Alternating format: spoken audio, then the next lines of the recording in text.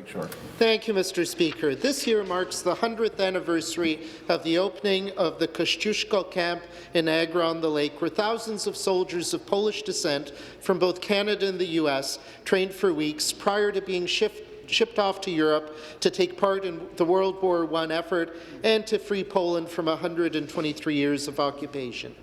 With the outbreak of World War I in 1914, the Polish community in Canada and the U.S. began to consider ways to help Poland gain independence through military means. And as soon as recruitment began, thousands and thousands of Polish-Canadian and Polish-American volunteers flocked to Niagara-on-the-Lake.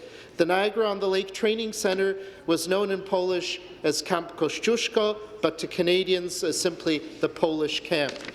These soldiers lived in the Niagara-on-the-Lake region for many weeks.